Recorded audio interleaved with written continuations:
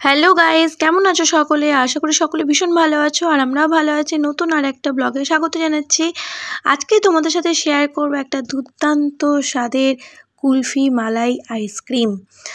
তো এইটা বানানোর জন্য প্রথমে আমাদেরকে দুধ নিয়ে নিতে হবে। তো আমি দেখো এটা 500 লিটার দুধ নিয়েছি। তো এই যে দুধটাকে আমি একটা পাত্রের মধ্যে ফুটতে দিয়ে দিয়েছি, দুধটা কেটে মানে প্যাকেটটা কেটে দুধটা ফুটতে দিয়েছি। আর এইটা দুধটা যখন একটু ফুটে আসবে তখন আমি একটা গ্লাসের মধ্যে দুধটা একটু ঢেলে নেব, ঢেলে সাইড করে রেখে দেবো। এবার আমাকে কিন্তু এই দুধটাকে খুব ভালোভাবে জাল দিতে হবে।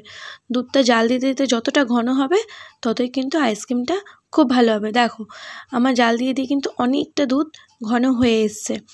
তো এই দিকে যে আমি একটা গ্লাসের মধ্যে দুধ রেখেছিলাম, তো এইটার মধ্যে আমি দেব হচ্ছে পাউডার দুধ। তো আমি এখানে 2 চামচ মতো পাউডার দুধ ইউজ করছি। আমি যেহেতু 500 লিটারে দুধে আইসক্রিম করছি, তো সেই হিসাবে আমি 2 চামচ দিয়েছি। তোমরা যদি বেশি করো সেই হিসাবে তোমরা মেজারমেন্ট করে নিও। আর এই যে আর দেবো হচ্ছে কর্নফ্লাওয়ার, 2 চামচ গুঁড়ো দুধ আর 1 চামচ কর্নফ্লাওয়ার দিয়ে এটাকে খুব ভালোভাবে ফেটিয়ে নিতে হবে, যাতে একটা লাম্পসও এর মধ্যে না থাকে। একদম সুন্দর করে স্মুথ করে ফেটিয়ে নিতে হবে, ব্যাস। এবার এটাকে সাইড করে ছেড়ে দাও। এটার এখন আপাতত কাজ নেই। যখন দুধটা ফুটে যাবে, ফুটে একদম ঘন হয়ে যাবে, তারপর এটাকে দিতে হবে। তো আমার দুধটা ফুটে ঘন হয়ে গেছিলো, তো আমি এটাকে কী করলাম, দিয়ে দিলাম। এবার এটাকে আমাকে খুব ভালোভাবে ফোটাতে হবে। তো এই অবস্থায় গ্যাসের ফ্লেমটা খুব একটা বাড়ালে হবে না, মিডিয়াম রাখতে হবে, নাহলে কিন্তু ছিটিয়ে ছিটিয়ে পড়তে পারে। তো এই দেখো আমি এখন চিনি দিয়ে দিলাম। যে যেমন মিষ্টি খাবে সেই হিসাবে চিনিটা দেবে। তো আমি অল্প পরিমাণেই দিয়েছি, খুব বেশি মিষ্টি আইসক্রিম ভালো লাগে না, তো আমি মোটামুটি অল্প পরিমাণে দিয়েছি।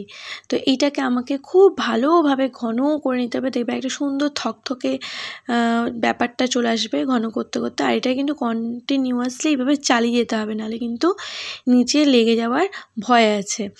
তো এই দিকটা এটা হোক, ততক্ষণ আমি এদিকে কিছু ড্রাই ফ্রুটস কেটে নিয়েছি। সেটা হচ্ছে আমন্ডস আর কাজু, এইভাবে একদম কুচি কুচি করে কেটে নিয়েছি। আমি যেহেতু অল্প বানাচ্ছি তাই অল্প পরিমাণে কেটেছি। তো এই দেখো আমার কিন্তু দুধটা একদম ফুটে ঘন হয়ে গেছে। আমি এবার এইটাকে গ্যাসটাকে বন্ধ করে দিয়েছি আর এইটাকে এইরকমই অবস্থায় আমি ছেড়ে দেবো। ঠান্ডা হলে এটা আরেকটু ঘন হয়ে যাবে। এই দেখো ঘন হয়ে গেছে অনেকটাই। এটা আমি একটা মিক্সি বোলের মধ্যে ঢেলে নিয়েছি আর ওই যে ড্রাই ফ্রুটসগুলো এর মধ্যে কিছুটা অ্যাড করে দিয়েছি আর একটু অল্প আলাদা করে সাইডে রেখেছি। এই যে মিক্সির মধ্যে এবার আমি ঘুরিয়ে নিলাম। তো মিক্সিতে ঘুরিয়ে নিলে দেখবে এটা একটু পাতলা হয়ে গেছে, কিন্তু ভয় পাওয়ার কিছু নেই। এটা যখন জমে যাবে আবার শক্ত হয়ে যাবে, সুন্দর আইসক্রিমের শেপে চলে আসবে। তো এরকম একটা আইসক্রিমের বাটি নিয়ে নেবে, এরকম কিনতেই পাওয়া যায় দোকানে। তো এরকম কিনে নেবে একটা, কিনে এর মধ্যে বানাতে পারো বা গ্লাসের মধ্যেও দিতে পারো, কিন্তু গ্লাসে যাতে হাওয়া না ঢোকে ওরকম করে কভার আপ করে রাখতে হবে যাতে হাওয়াটা না ঢোকে।